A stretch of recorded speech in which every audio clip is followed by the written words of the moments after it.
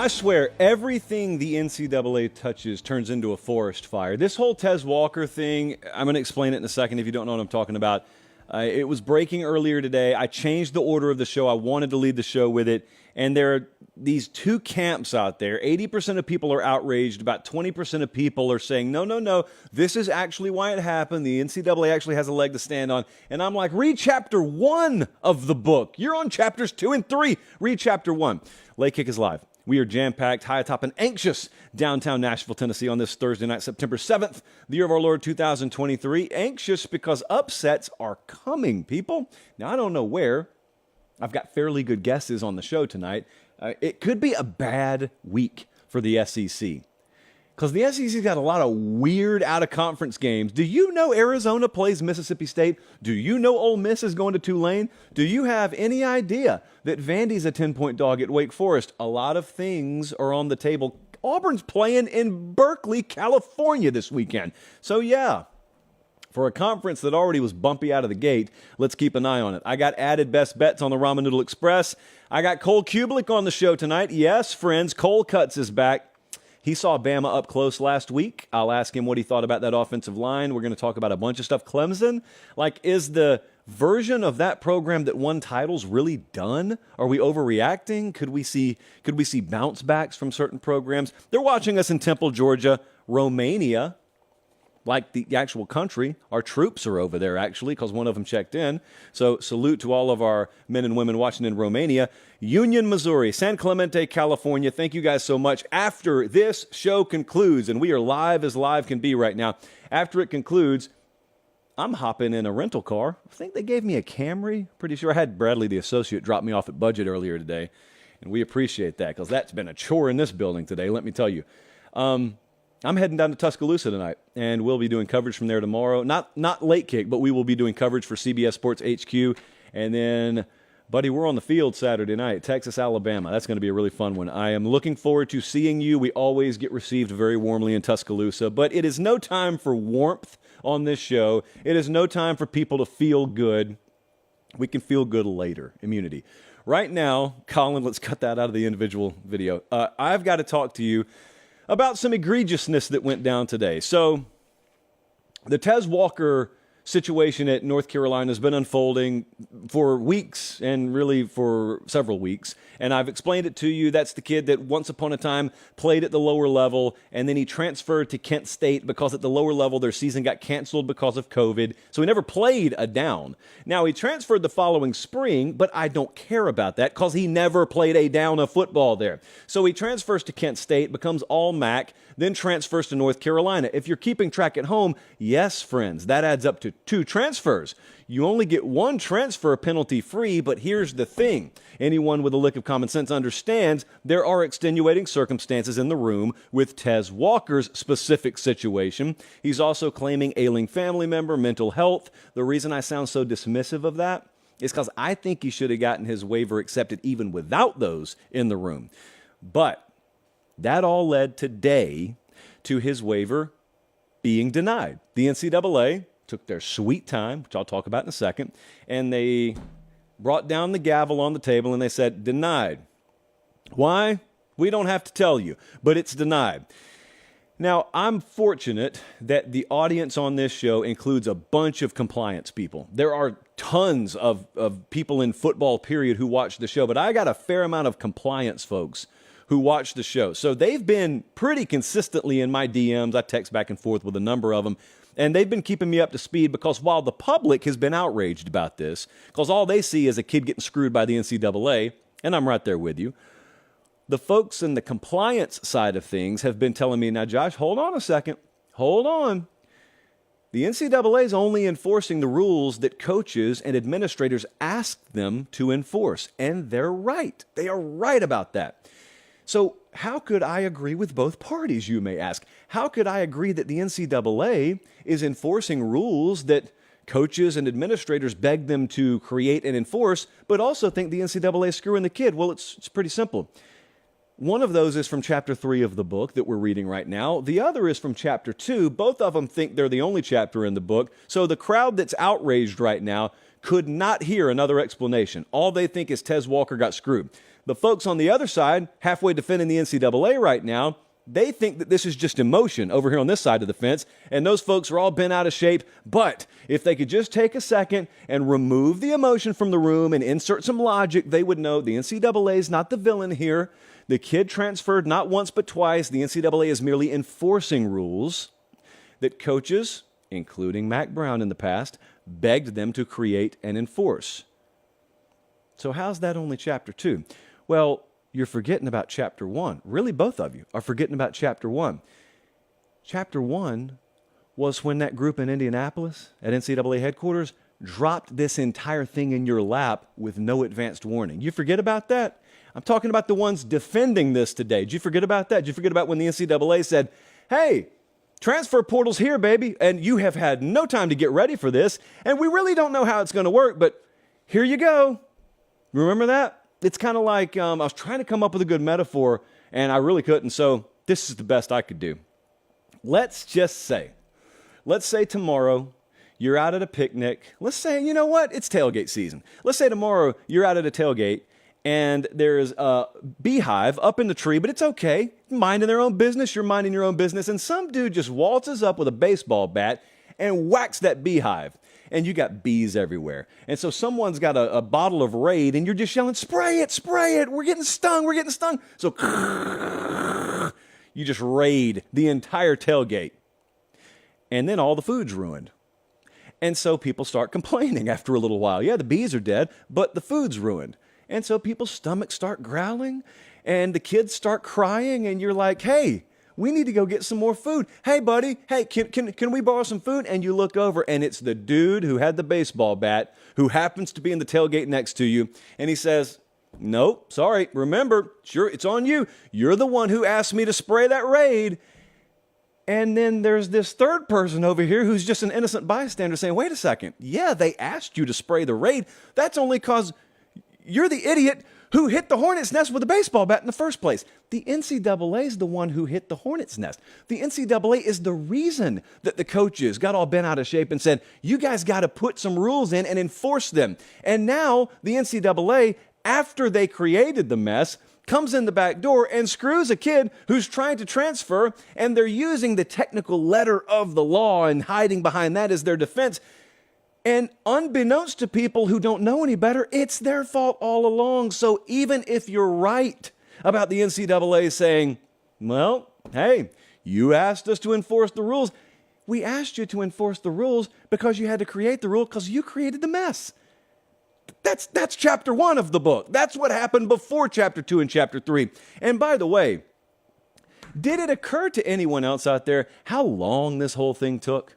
Did it occur to anyone else? You could cancel Spectrum cable in the state of Florida right now quicker than we get resolution from the NCAA. I'm talking to Cooper Pategna earlier today, and he was kind of laying out what actually takes so long about this. And I listened to it, and I really don't care. I care about him. I don't care about the technical reasoning. I don't care that the NCAA doesn't acknowledge one sport over the other and it just goes in a queue. And if track and field's first in line, then track and field at William and Mary is going to be heard before wide receiver at North Carolina in our highest revenue producing sport by 1,000,000 miles that has immediate deadlines in place. We got a season approaching. They don't care. They don't care because they don't have to care. If you've ever been to the DMV and watched the collective attitude of 95% of the employees there, you get how the NCAA operates. If you've been through TSA lately, not all of you, I got some friends in TSA, but a lot of TSA employees, you get it. There's no competition in their field. They can do whatever they want. Nothing's happening to them. And it's the same way with the NCAA. You never see them. You're nameless, faceless people who know that no matter how bad they suck at their job today, and no matter how thoroughly they screw student athletes today, they're going to be right back there in their same parking spot tomorrow morning, and that's that.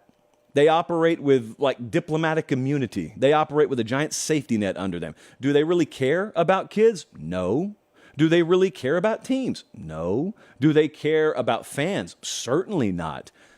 They just get to exist. And because someone gave them the power and authority, they've got it. I've seen a lot of people today asking, what would happen if North Carolina just played this kid anyway? And the answer is, well, they can't do that. And then the response is, well, who says? Well, the NCAA says. Yeah, but what if they do it anyway? It's like enforcing a new law in your community. The law only gets enforced if you've got a governing body able to enforce it. If you don't, then you might as well not have a law. And in NCAA circles, you tell me Tez Walker can't play. Okay, well, I play him anyway. Like, what's the next move? No one really knows that answer. I don't claim to either. I don't know what the domino effect would be. I just know there are a lot of coaches who have looked at this and called Mack Brown disingenuous. They've called North Carolina's approach posturing, and they've thought of it more as theater because they've thought behind the scenes North Carolina knew the rule, and North Carolina went and got that kid anyway, and they knew it was his second transfer, and they knew what the rules were, and they thought they were just going to bully the NCAA. And my thing is, you are right. That's exactly what they thought. Let's just remember why the rule was even put in place to begin with. Let's even remember why folks like Mack Brown lobbied for rules like that to be put in place to begin with. It's not because Mack Brown just all of a sudden decided he didn't like transfers. It's because the new transfer portal era and rules therein got dropped in folks' laps by the NCAA. You create the mess. How about you clean it up? For once. I don't know. So this really bothered me. It bothered me for several weeks. It bothered me also the glacial pace it moved at. There is no way that should take that long. Just like investigations. There's no way they should take that long. But yet they do. All right. Now that's sad times. Let's talk about some happy times. I got word from the Pate State warehouse last night via text that our Once Upon a Saturday shirt commemorating this week's tour stop in Tuscaloosa is already the third best seller in the store, and it's only available 1 week. I'm showing you a picture of the shirt right now. It's Once Upon a Saturday tour. We do it once a week. We go to a different game every week, and we have the commemorative shirt, Texas at Alabama. But the thing about it is, after Saturday night, that's never available again, and when I reveal where we're going next week on Sunday night, new shirt populates the store. Well, that one's been flying out of the store. So I just wanted to say a quick thank you to you guys. I love the design. I think most of you do as well. So voila, there we go. We'll be in Tuscaloosa all weekend. Upsets. Could we see them all over the country this weekend? Sure, we've talked about Texas, Alabama. We've talked about Texas A&M, Miami, but there's several other games. We've talked about Oregon, Texas Tech, but, you know, Ole Miss goes to Tulane this weekend. The line on this game is 7.5. And I want to know what's going to happen. This is Tulane's game. Like, this is their shot. You understand that Ole Miss has several other Power 5 games on their schedule. Pretty much anyone else who's going to contend or hope to contend has a bunch of opportunities to beef their resume up. This is the shot for Tulane. Tulane could never hope to sniff the college football playoff if they lose this game. They know they got to have it. And I believe they'll play like that. You know, Michael Pratt, the quarterback, the one who ended up coming back and beating USC in the bowl game, oh, he's still there. They faced South Alabama last week, by the way. Pretty good defensive team, 37-17, no big deal. Pratt was 14 of 15 for nearly 300 through the air, 4 touchdowns, added another 40-some-odd yards rushing. So keep an eye on this. It's just there's not a ton of separation between these teams. Ole Miss, 7.5. I said, as the favorite, let's just be careful with that one. That's part one of an out-of-nowhere nightmare scenario for the SEC. I'll get back to that in a second. A game that I'm paying a lot of attention to because we're taking the underdog in the points is App State at North Carolina. This game happened last year. Does anyone out there remember? I know you guys in Boone and Chapel Hill do. The final was 63-61. Yes, App State scored 61 and lost this game last year. We had an FBS record happen in this game. 62 points were scored in the fourth quarter. 62. Most of your over-unders this Saturday will not be 62, period. And they scored it in the fourth quarter. FBS record. App State's got that kind of reputation. It started all the way back with that Michigan upset, and it's permeated. It's maintained itself ever since, and App State's reputation is one that you don't even check who their players are. You just hear, we're playing App State, uh-oh. And the thing about it is it's not hype. Like, it's pretty validated. App State is not a team that you scroll through your score feeds on Saturday and see getting blown out a whole lot. And so there they are, an 18.5-point dog. Ramen Noodle Express best bet there. We jumped on them last week, or jumped on them last show, and we got App State plus 18.5. I really, really am just interested in the whole dynamic around North Carolina. Not even the Tez Walker thing, but just how sky high that program and team is because they won last week. The defensive line looking like it is totally emerged. And if that's true, that warrants this 18.5-point line. I just know how college football works, too. So I'm a little bit leery of this one. I think North Carolina wins the game, but it's worth talking about in an upset alert section. Oklahoma just completely splattered Arkansas State all over Norman last week. Just painted the walls with their blood. And here comes SMU into town this week. It's really a good barometer game, I think, for Oklahoma's defense. A lot more than last week. 16.5. That's the number. Sooners are favored over SMU. This game could be a tougher challenge for Oklahoma than half of their conference schedule could be. I mean, SMU, we were talking earlier as a staff about where they would sort of slot themselves if we just put them in the Big 12 this year. And we think around middle of the pack, just like a good, solid Big 12 opponent. And that's what Vegas sees. That's about the kind of number you would see if a middle-of-the-pack Big 12 opponent came in there. Preston Stone is the quarterback at SMU. I think those of you who follow recruiting probably remember that name. If you don't follow recruiting, he was a top 150 player in the country a couple of cycles ago. Really good player. And what you also need to know is SMU had the number 13 portal class in America this past cycle. Only G5 team in the top 40. And there was only one other one in the top 50. I think ECU, I think Eastern Carolina was at like 49th. So SMU is a really good team now. And SMU with Rhett Lashley, very upset-minded. As much as we talk about Tulane, this is their shot. This is their strength of schedule booster. And lastly, to go back to the SEC theme for a second, I'm going to talk to Cole Cubelic in the show later. His crew has this game Saturday night. Arizona at Mississippi State. Mississippi State went out there and won this one pretty comfortably last year. They're favored by 9.5 at home. So just think about what the story is there. The story there is if you shave out home field advantage, if you put these two teams on a neutral field, we're looking at under a touchdown spread or under a touchdown gap, should I say, in the Vegas eye between these two teams. Do you believe that?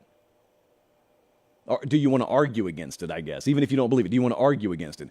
Jaden Delores, the quarterback there at Arizona, really good player, good at using the entire field, good wide receivers to work with. You know who Mississippi State plays next week? I say it with clenched teeth. They play LSU. And I happen to have some friends around Starkville, and I know which game they're talking about, and they're starting to hype up as a really good matchup for them. They love their wide receivers. They love their passing game. They especially see some vulnerability in that secondary, and it's not the Arizona team they're talking about. They're talking about LSU. Don't be overlooking Arizona. Don't let them come in there and sneak around. Single-digit spread. I'm telling you, the SEC's got an interesting week. We got that game right there. You got Ole Miss at Tulane, Auburn's at Cal. I didn't even hardly talk about that game. And, of course, you've got A&M at Miami, 4.5-point spread. You got Texas at Alabama, touchdown spread. Last week, we had LSU go down. We had South Carolina go down. You could be looking at a really, really, really shaky start for the conference. So keep an eye. Colin, I may have to sneeze. It's there. Nah. Yeah, nope, it's not coming yet. Immunity. I'll let you know. We don't have a hand sign for I need to sneeze, so I'll just do it on air, but I'll let you know. Academy Sports and Outdoors is where I think you guys have about 24 hours to get if you want to get ready for tailgating Saturday. Now, some of you had road games in week one, so you didn't get to enjoy the tailgating experience. That's fine. I would assume most of your teams are at home if they were on the road in week one. Academy Sports and Outdoors. Tents, check. Grills, check. Canopies, check. The chairs that you absolutely need, check. Coolers, check. You got multiple brand names there. I would just encourage you guys to go there because I love them, because they make the show free. They are our exclusive partner. And also, if you can't get there in person, That's probably a little bit late for this week, but hit them up for next week. Academy.com. Got all your outdoor sporting goods supplies. We're opening up new locations later this month. I'm almost ready to tell you about those. And we're like puzzle pieces. We in Academy, we go together, hand in glove, and we really appreciate them for having our back. Before I get to the added best bets on the Ramen Noodle Express, and then we got Cole Cubelic coming in here, really good conversation with him. I wanted to talk to you about something that a number of you have been DMing me about. So many of you have been either emailing me or DMing me, and you've been asking me whether I think we should just do away with rankings in the preseason and whether we should do away with rankings until like week 4 or week 5. And I've never talked about it on the show a single time. What's the problem? The real problem. I know what some of you say the problem is. Some of you say, and this is an innocent enough thought, like there's logic behind this. Some of you think that if we come into a season where there's a bad team, but everyone thinks they're good, so they're falsely inflated in the polls, it takes forever for that team to drop down to where they should be, and they enjoy an unfair benefit of the doubt. Conversely, there could be a really good team, but if no one believes in them, it takes them forever to rise up the ladder. But my question has always been, what does it actually impact? We're not in the AP era anymore. We're not even in the BCS era anymore. None of these people's votes, unfortunately, the JP poll itself is not even baked into the college football playoff criteria or the committee. And so I keep asking for everyone who gets bent out of shape because every team's not slotted exactly where you want them to be, what's the harm? That we're not curing cancer here. Like, this is college football. People are just having fun. So let's walk this through for just a second. I'm not going to take too long on this, but let's say this is not a pen. I have a magic wand in my hand.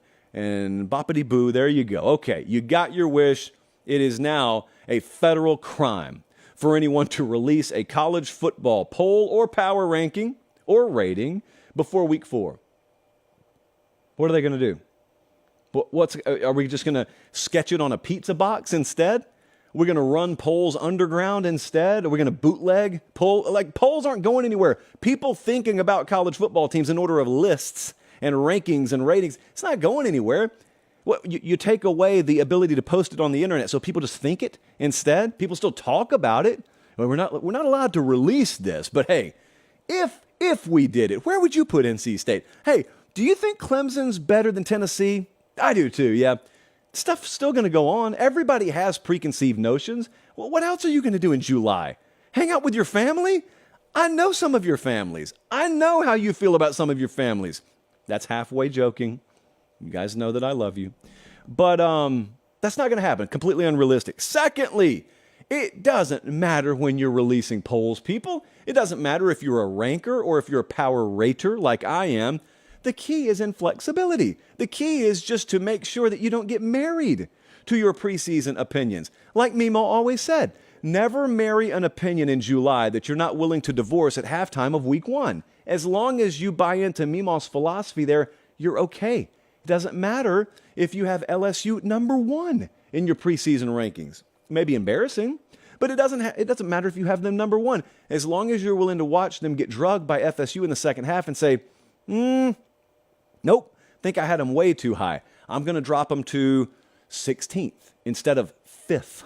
Now, if you're in the power ratings world like I am, if you do what I do on the JP poll, that's not really the way you think. The only thing you're thinking is, well, who would I favor against who tomorrow? And that's really forward thinking. That's not looking in the rearview mirror. Like sure, what you've done is baked into a stat profile that is then properly weighted in different ways, but it's not like the kind of merit-based system that an AP poll would provide, in other words. And by the way, if the casual public understood that and only that, I would get 70% less comments than I do on that thing. Because as much as I try and explain it, and I beat that dead horse and then I run over it, back up, run over it again, it doesn't matter.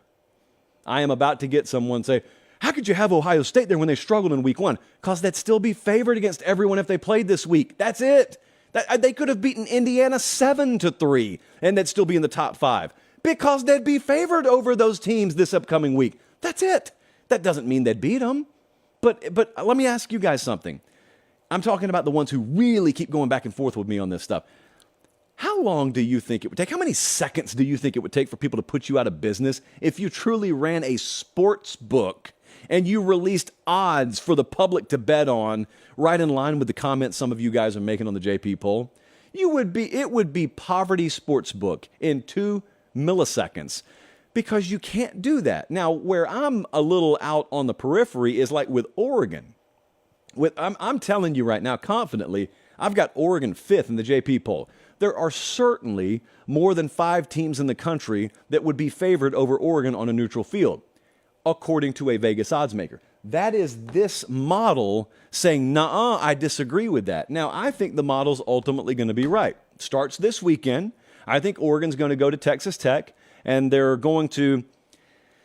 I think they're going to win, but it's going to sound stupid. It's not always about that. It is about what kind of critical factors and characteristics do you show. It's about a profile as a team.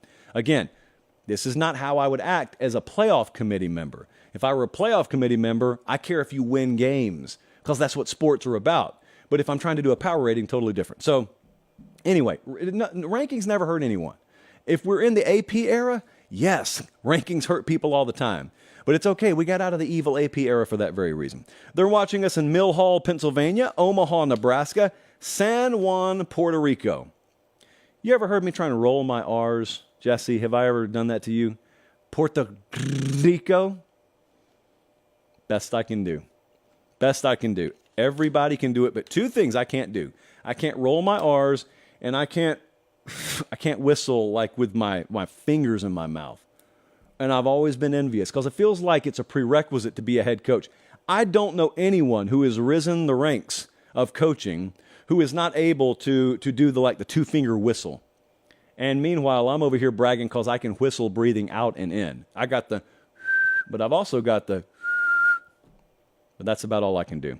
All right, let's add something to the Ramen Noodle Express here, and then let's bring Cole Cubelic in. Ramen Noodle Express best bets, and I want you guys to remember, keep in mind, Friday night lines. Last week, we added games on Friday night lines that won. And some of you were mouthing off because you didn't check out Friday night lines and you thought the Ramen Noodle Express had lost, and it didn't. Fair warning, you need to be following me on Instagram, @LateKickJosh. @LateKickJosh. I will send out a warning about an hour before we're going to go live. It's later in the night on Friday. And I sit there and I take the model and I let you guys fire at me for about 15 minutes, which games you're interested in. I give you what the model thinks, but also I usually add some bets on Friday Night Lines. That was a deep hiccup. So anyway, @LateKickJosh on Instagram. Plus, I'm going to have wall-to-wall behind-the-scenes stuff from the Texas-Alabama game in my story Saturday. So you should definitely be following on Instagram. There's stuff there you don't get anywhere else. Anyway, here are the games we're on already. Oklahoma State -2.5. Charlotte +24.5. I got Liberty -12.5, but you can get a better number right now. Still mad at myself about that. Tulsa +35.5. They're at Washington, by the way. Iowa State +4. That's down to 3.5 at a lot of books because every Republican presidential candidate from here to Timbuktu is going to attend the game, which, by the way, logistically has me confused because I've been to Jack Trice Stadium before. And I know good and well you guys already had the Iowa game sold out. Where do you just put presidential candidates when they're going to show up? Are you going to sit them in you're going to have them buy tickets off the secondary market? Surely not. And that press box is not air conditioned. So I know those dudes aren't going up there. Those folks care about their hair too much. So anyone in logistics or ops for Iowa State, please fill me in on that. All right, we're on Iowa State +4. We're on Appalachian State +18. We're adding another game tonight.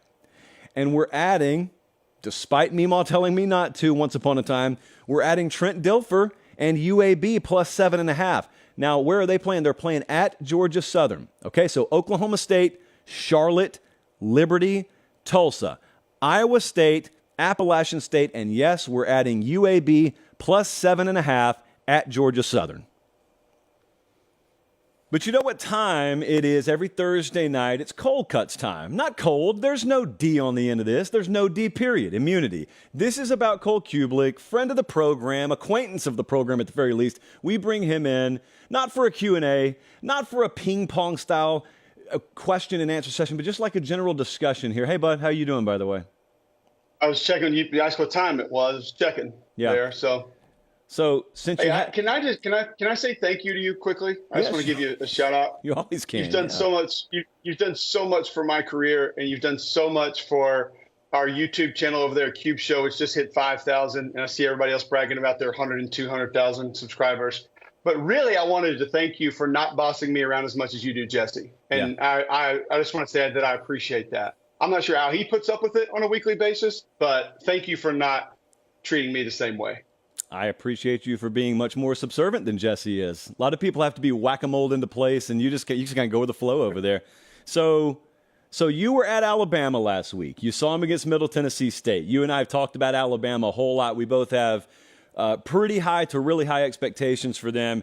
And we were throwing around a lot of, not observations yet, but thoughts about their offensive line last week. So I wanted to go right to this, and I wanted to talk to you about what you saw, because a lot of times the theme in week one is I may have high expectations for a team or a unit, and it's not that they live up to that standard in week one, but I see promise. I see signs. Like, I got a number of teams I feel that way about.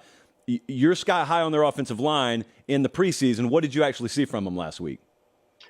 Well, that size and that power that we talked about, Josh, it's there. I mean, 3 guys over 350. And when they needed to get a push, there were certain times that they did. Struggled with movement a little bit. That's still a veteran front seven that they faced with Middle Tennessee. And you've got a couple younger guys that hadn't played a ton of football. But when it comes together, to me, it does look like a group that can be dominant. Now, pass pro is not going to be their strength. I don't think they're going to sit back there and try to have 5- and 7-step drops 40 and 50 times a game. I don't think J.C. Latham, that's going to be the strength of his game, and obviously not a freshman in Caden Proctor because he hasn't dealt with the kind of edge defenders that he will in this league. But when they find that continuity, that chemistry, they can be dominant. And I saw that a couple of times show up in that game. See, there's one from Proctor right there, a touchdown pass from Milroe, but I don't want to see my quarterback getting hit. He has to finish that block. And that'll come with a little bit of time. There's usually not an offensive line that just wows me week one. I thought Michigan's group looked pretty good.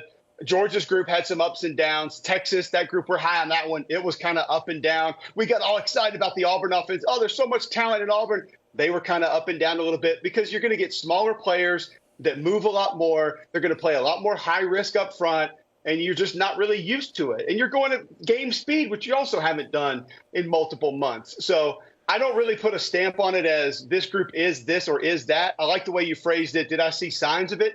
Yes, I saw signs of this Alabama offensive line potentially being dominant, especially with the tight end help that they're going to get this year, which they've got a really strong room there that I think is going to be able to help them be even more a group that can get a push or play physical football. So, I mean, it's like you fly all the time. I fly virtually every week. You know when you take off and you're in a 757, even though it's bumpy on the way up, you have faith that on an aircraft of that size, flying a route that's that popular, you're going to get to a cruising altitude and it's going to be pretty smooth. And if you're in a turboprop, if you may be in a crop duster, it may just be bumpy the entire time. And so I try and distinguish that, not just when we're watching an individual unit, when we're watching teams. Like there's some teams that may have played better last week than some that are ranked in the top 10, but we saw every ounce of potential out of already. And you may have some of them. Bama's one, maybe within Bama, the offensive line, where you're saying, we got some turbulence here. But wow, this thing looks impressive.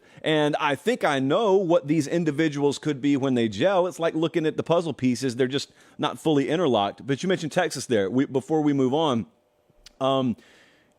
out of all of the position units on that team, when we were talking to their team insiders in fall camp and preseason, they do an interesting thing over on Horns 24/7. They do a ranking of the groups they're most confident in. And the offensive line was way down the list just on the team of the units they were most confident in. So they were up and down last week. They go into maybe the most difficult environment that unit will face, maybe the most difficult team that unit will face all year. What do you see from them against Bama Saturday night? Once again, up and down in that game, you saw some guys with some physical blocks, some pancakes. You saw some letdowns, a little bit of leakage. You saw some pass pro breakdowns. Quinn had to move around a little bit on a couple of throws. You don't want to see that. Last year, actually, McElroy and I were talking about this morning on our show, how last year Stark really dedicated himself to protecting that group. And I think Will Anderson was a big piece of that, but you had other guys that could still be problematic. This year, Braswell, Turner on both sides, But I think you almost have to add Deontay Lawson to that mix, because when we sat down with him, I asked him, I said, what are you most excited about this year as opposed to last year? You're kind of the guy. You're in that spot. You're the Alabama, like Mike linebacker. You're calling the plays and whatnot. He said, I'm excited about blitzing, man, to be honest with you. He's like, I think I'm going to get a chance to do that more this year. And he could be someone who could be very successful doing that. Does Sark take that approach? Is it a lot of 12 personnel? Is it a lot of 6- and 7-man protection? Is it a lot of quick ball distribution, which allows you quick or slide protection, which is a college football epidemic that we're heading towards. We could talk about on another day. But he did a great job doing that, and his quarterbacks did a great job getting the ball out quickly. I don't know if he feels like he has to take that route right out of the gate this time around, but I think he's going to end up having to take that route at some point this time around. The Texas offensive line's got a ton of talent, and they can play good football. It's just you're dealing with a different animal when it's Braswell, Turner, potentially Lawson coming. Aboigbe showed me a little bit from that group. Even younger guys like Quindarius Robinson may be able to show up in there and give you something every now and then. I don't think Alabama's going to have to dedicate 5, 6, 7 guys to get a legitimate rush on Quinn Ewers or whoever's playing quarterback for the Texas Longhorns. So I don't see them just holding up on their own. I think Alabama's too good, too talented for that. I'm not alone in this, but look, let's just talk about some predictions that we made, some thoughts we had in July in Preview Magazine season that already just feel a little uneasy. I, like many people, had Clemson playing for the ACC championship game. And then I watched what happened, albeit, it was a conference game, so never mind. They didn't even start out a conference. So I watched what happened against Duke, and here's the way I watched that. You can tell me what you thought about it. They had a bunch of turnover issues, and they ended up 28-7. I almost wish they wouldn't have had the turnover issues so that people could see, even if they played a much cleaner game, it just would have been a dogfight against Duke instead of a blowout loss against Duke. And so my point is, I think a lot of people, because of what history tells them about how turnovers are randomized week to week, a lot of people are falling back on that false sense of confidence and saying, up to and including the head coach there, once we get this cleaned up, we'll be fine, man. Like, once we get this cleaned up, we'll be off to the races. We'll be the same old Clemson. I just flat out don't believe that. I don't think they look special at all. I don't think their skill position talent out wide looks special. Outside of Will Shipley, there's nothing special to me about their tailback group. And therefore, I don't put it all on Cade Klubnik. I just don't know that he has the weaponry around him to make himself look overly special. And so I'm already feeling very nervous about that. It's not that they can't win a few games, but man, like the ACC collectively, we're going to talk about this later. If Miami looks good, forget about beating A&M. If they just look pretty good Saturday, that's yet another in a long list all of a sudden of potential roadblocks or really, really high hurdles for Clemson.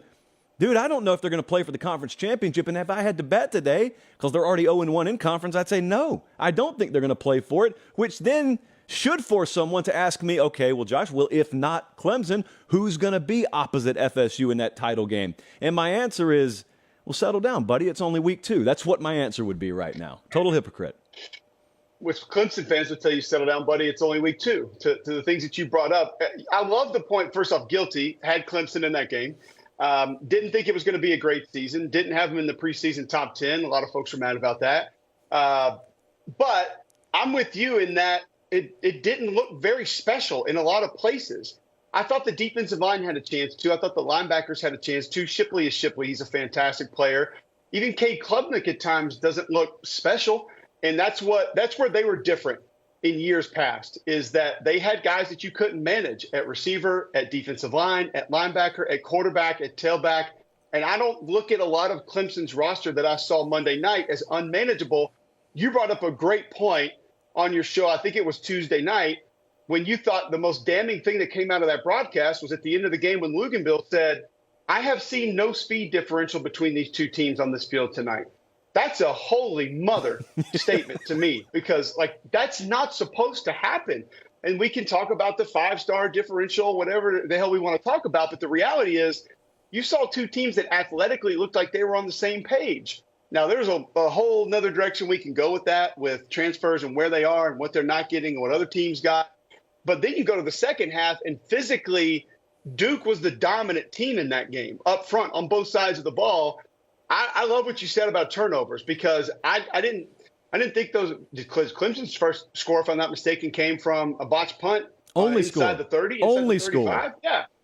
There. So, all right. So, I mean, that helped them. I didn't think that game was because of the turnovers. There was nothing flukish about that game. Duke took that game from Clemson in a lot of different ways. And to follow up something else you said there, I really like this. What does get cleaned up during a college football season? Maybe that's a conversation that we need to have at some point, because you can – I think I equated it to tackling when you said that. Give me a bad tackling team the first 3-4 weeks of the season that all of a sudden week 6 we're sitting here talking about, man, remember when that team couldn't get guys to the ground? Boy, they fixed that. What do you think they did in practice? They started rolling that giant donut stuff around the field, and they got it under control. Penalties last year. Like, if there's one coach that can get something figured out, it's probably Nick Saban. They couldn't get penalties figured out last year. I mean, literally could not come up with a solution to how not have 11 or 12 penalties a game. Like, most of these things, they don't autocorrect. It doesn't work that way. And yes, it's 1 week, it's one game, but man, that's a scary something to think that you might have to get corrected over the course of the season. Yeah, hey, stay in the Palmetto State, because I mean, you watch offensive line for every one of these SEC teams. At the very least, South Carolina was dreadful all along that unit, and look, Shane Beamer and his staff, they're really good at marketing. They're really good at promotion. I think it serves them well, but a lot of times what it can do is it can lead to this false sense of security that everything's okay. And then you show up in week 1, and if everything's not okay, it can lead an outsider to say, bro, did you really not know this was coming? You seem so cheerful. You seem so upbeat. Did you not know that your offensive line was going to be a sieve? So you watched them. And I wholeheartedly agree with you. That kind of stuff normally doesn't get cleaned up unless you're getting hurt guys back, and that's not really what's going to happen with them on the O-line. I mean, what are they going to do the rest of the way? Because they don't have like a 5 or 6 week stretch before they get to their next tough game. No, and some of the fronts they're going to play are just outright scary. I don't know another way to put it.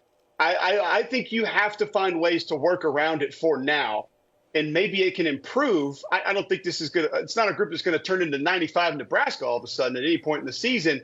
You got to work around it. And you go look at some different offenses over time that have not had a lot of talent up front, or just not played great football up front, whether that's quick ball distribution out into the flat, or it's a couple of more quarterback runs that you have to add, different formations that remove defenders from the box, utilize tempo just a little bit more to try to wear some defenders down where maybe they don't have as much success rushing the passer against you. All those little things that you can add schematically are going to have to be added, because I think when Juice Wells gets back close to 100%, they still have good weapons, and they still have guys who can be matchup problems. It's just you're not going to have a ton of time to operate or do other things because of your offensive line. So you need to find ways to be successful on offense because of the other things that you have. And that may mean more quick protection, slide protection, 6-7 man protection. They got to get somebody back opposite Leggett to be able to offset it a little bit.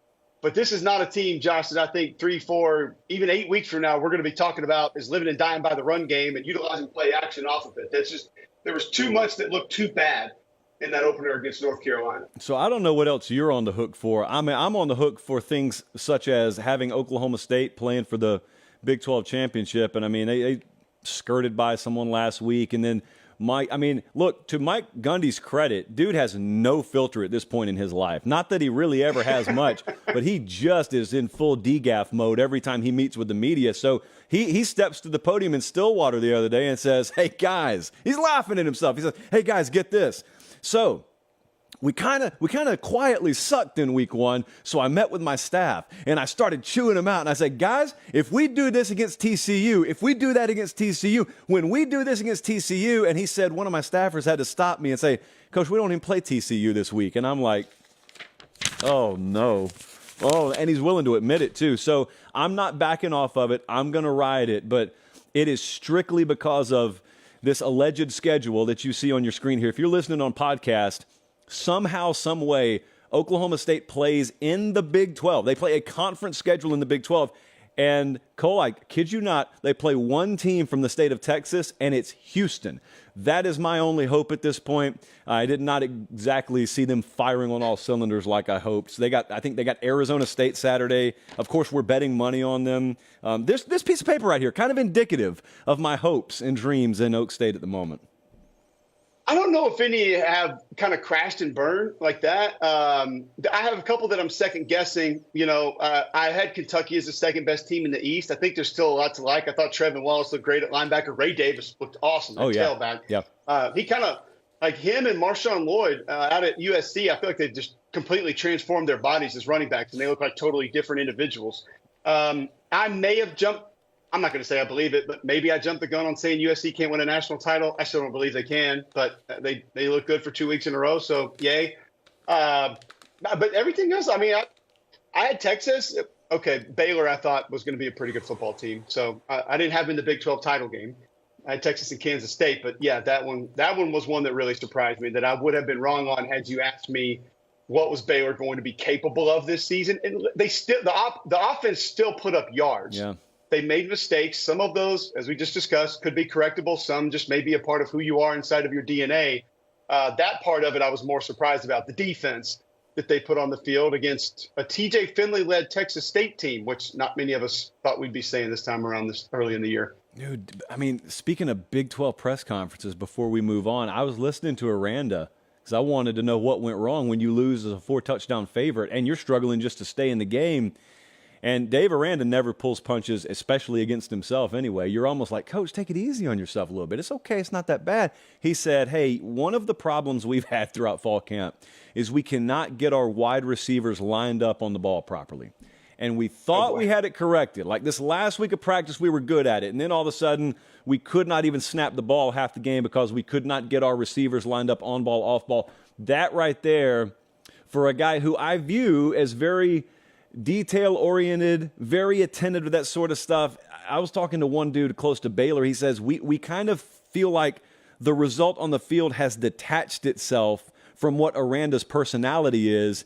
And I've heard that before, not about him. I'm just saying I've seen teams where that happened before, and it never ends well. I don't exactly know what's going to happen out there, but I don't have a good feeling about Baylor at the moment.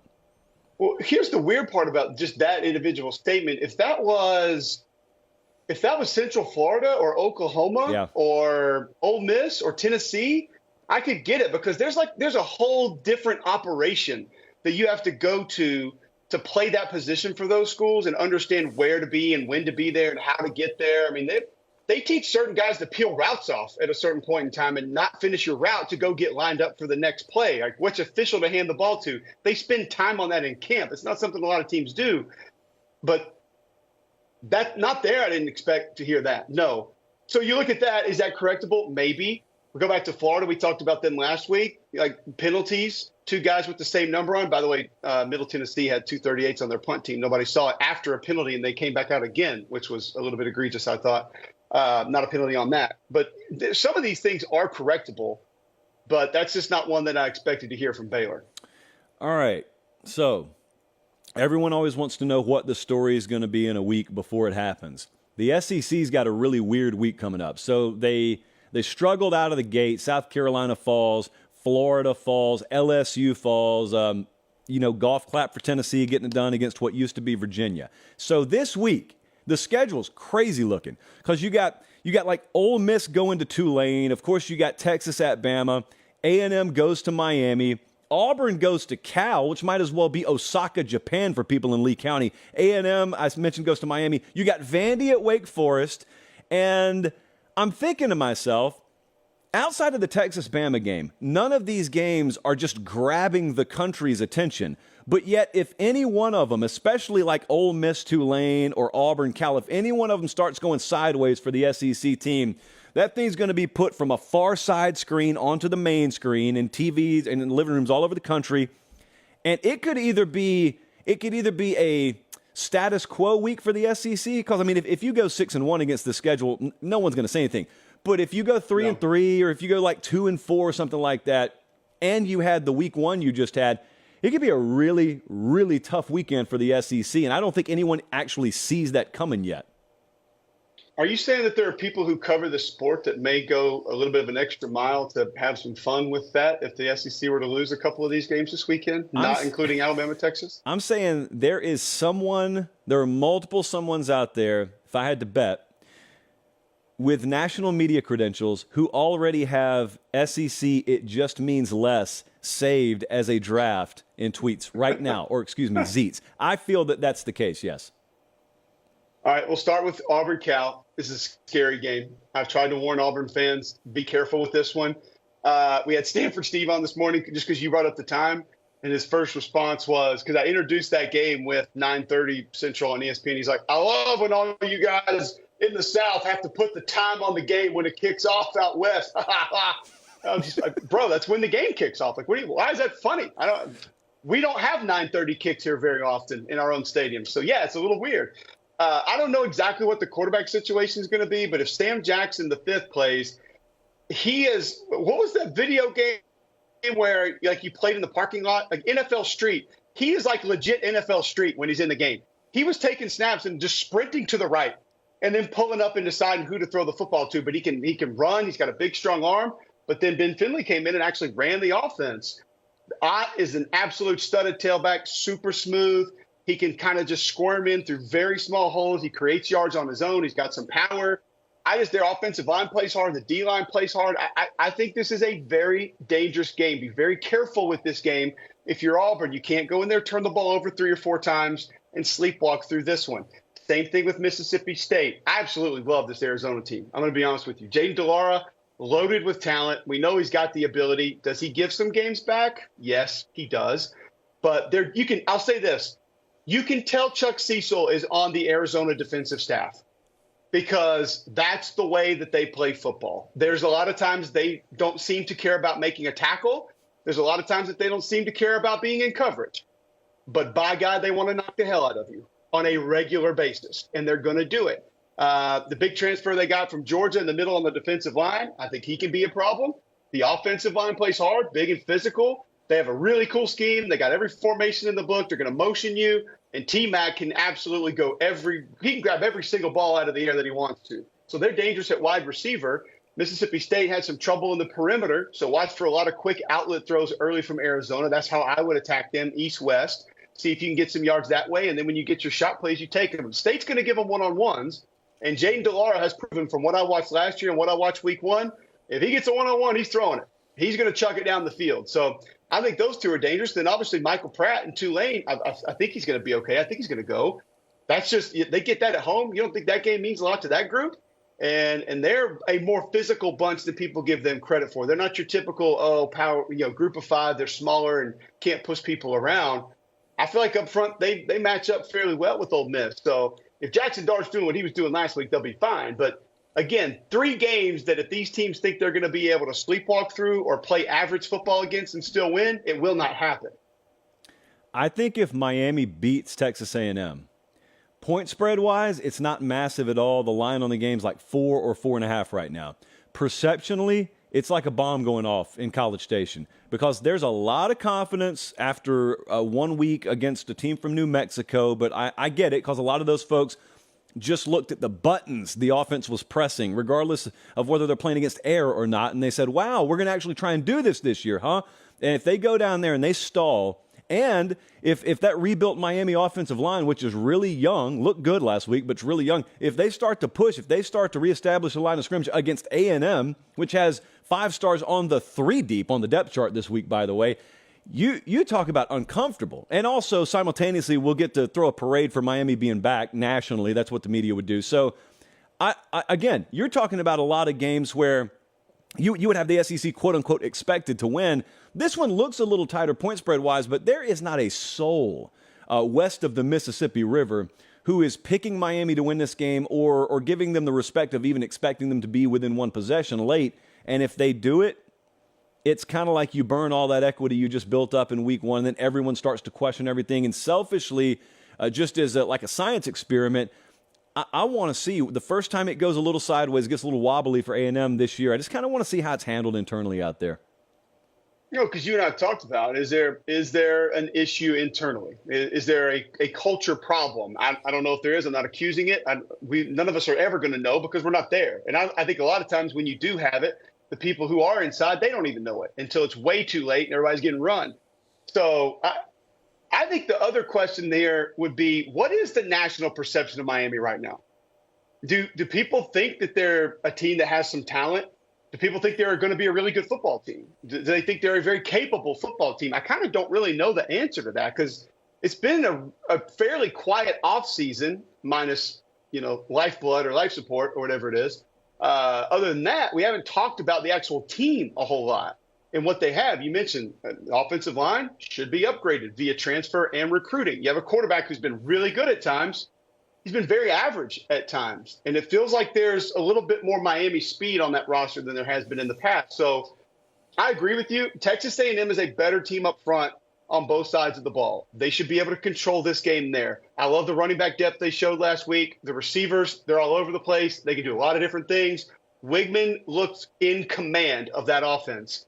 And everybody's going to say, against who when you play these other teams? That's fine. But he was in command of the offense. And that's what I wanted to see from him, that he's not going to have to do a ton. He doesn't have to be Johnny Football for them to win games. Layden Robinson played good ball. That O-line looks like it might be back. They should be able to push people around. They should be able to disrupt up front on that defensive line, and that should be close to enough in the majority of the games that they play, specifically this one.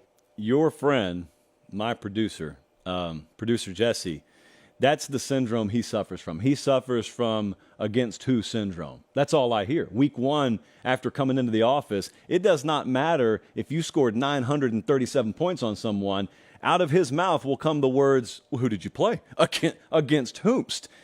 So I get it. Point taken, man. Sometimes, like if you're playing Michigan's schedule, we're going to say who have they played in November? Like, because they're not even going to be more than a double-digit spread will be on every game they play until November. So you got to be able to at least draw something from what you're watching on the field. Okay, I know you've prepared some helpful questions for me, and you had some good ones last week, and we didn't have time. So I said, hashtag never again. I will not leave you full-handed. I want you to empty the barrel when you come on here. What do you have? Well, one or two may be the same, but I think they could be different based on what we saw from week one. So I'll ask you again, more likely to get two teams in the college football playoff, Big Ten or SEC?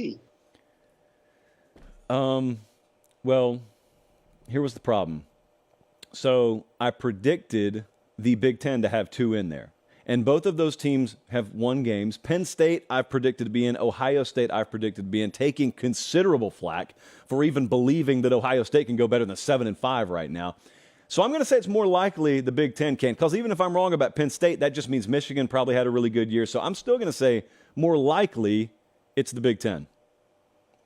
Hey, I'll be honest with you. I feel like Kirk Herbstreit was running the offense part of the time for Ohio State, but I kind of like the under center, like offset eye, like run, just ground and pound. I don't know. I know people down up in Columbus probably weren't a fan of it, but I was kind of loving it. All right, more likely national champion, ACC or Pac-12? After having seen week one, I would have to go ACC, because I didn't. And it ain't Clemson, obviously. So, but once we saw Florida State and all that transfer talent, they were saying in fall camp, we hit on all our transfers. And, of course, people say that all the time. Hold on a second. Management's calling. I got to call you back because we're recording right now. I'm sorry. No, I was actually. He still wanted to talk. Not even you do that. He still wanted to talk. So wow. I'm going to go ACC. But if you asked me this a week ago, which you did off air, and I gave you a totally different answer, I would say Pac-12 because I'm really high on Oregon, and also I've got Southern Cal in that mix. But I'm going to go ACC right now. And that's one team, right? It really is just one team, yes. My hopes and dreams rest on the spear. That's why I thought it was interesting because, listen, I'm not going to watch that Oregon film. I don't even know what that was, but I don't need to watch a scrimmage to decide what a team's going to be like. I'll wait and watch some more later. But Washington and what they did, USC, as I stated earlier, has looked pretty good. So I was interested to see, would you go maybe the one better-looking team or with the best win in college football right now, or the 3 or 4 teams that have played very good football? So, by the way, DJ looked really good on Sunday. So, just saying, Oregon State, they're there. Yeah. All right, this is a fun one. More passing yards in 2023. Jalen Milroe, Peyton Thorne, or Haynes King? I think it'll be Haynes King, actually, because I think he'll play catch up enough.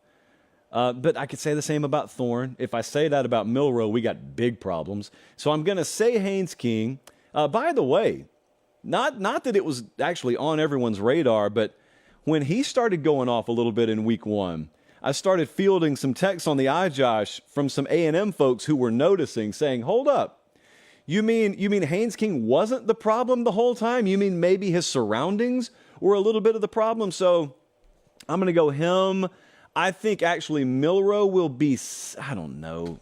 Milroe could throw 13 balls per game and end up having like 270 yards just because every one of them is going to be a deep ball. I'll tell you what, I'll go, since I think Bama's going to be really, really high up there in rushing, I'll go Haynes King 1, I'll go Peyton Thorne 2, if you can guarantee me health, and I'll go Milroe 3. Because Thorne obviously is going to have Robbie Ashford taking some yards away from him, not necessarily passing, but of course, running the football. All right, finally, better video game all time, Mario Kart or GoldenEye? Mario Kart, but only because I took a principled stance against GoldenEye, because I had Mario Kart before everyone. And my buddy who lived over in Hickory Hollow, I'm more of a Pine Ridge subdivision kid. My friend over in Hickory Hollow, he got GoldenEye first. He used to get a jump on all the Goosebumps books, too. Aggravated me to no end because he knew the right Walmart to go to. So that's parenting. That's just good parenting. So I never bought GoldenEye. I didn't like it. I never played it. I don't know what a Gatling gun is. I have no clue. I've just heard of it. Wow. I'm aware that it exists. I have no clue about it. So Mario Kart, give me the banana peel over the Gatling gun all day. And you'll never even know how to work proximity mines. I feel bad for you. It is what it is. But where are you at this week, by the way? Which game you got? Starkville. I've got that Arizona at Mississippi State game. I'm looking forward to it. I'm a little worried about getting back to Birmingham after the game because of where you'll be. But I think it's got a chance to be a really good game. I'm telling you, there are a lot of parts of this Arizona team that are dangerous. I'm going to golf clap you out of here. Cole Cubelic, Cube Show on YouTube, or as some people will call it, that podcast that dude hosts. Don't search that, though. Actually search Cube Show, and you'll find him in all of his glory. Really, really good content. I appreciate it, sir. I'll see you next week. I look forward to it. And appreciate you guys for joining us. Remember, we are headed to Tuscaloosa, Alabama, like the second we get off air here. The Once Upon a Saturday tour will be on location. Just if you see me, come up and say, hey, we'll be around. We'll be on the field Saturday night. What a fight that's setting up between Texas and Alabama. Remember, if you haven't already, I implore you, like the video, subscribe to the channel, and subscribe to the podcast. It's free. It doesn't cost you a dime. It doesn't set you back. You don't get spam. Nothing like that happens. It just helps us. So, for producer Jesse, for director Colin, for Bradley, the associate even, I'm Josh Pate. Take care. Enjoy the games this weekend. Have a great rest of your evening. Friday Night Lines tomorrow on Instagram Live. Until then, take care and God bless.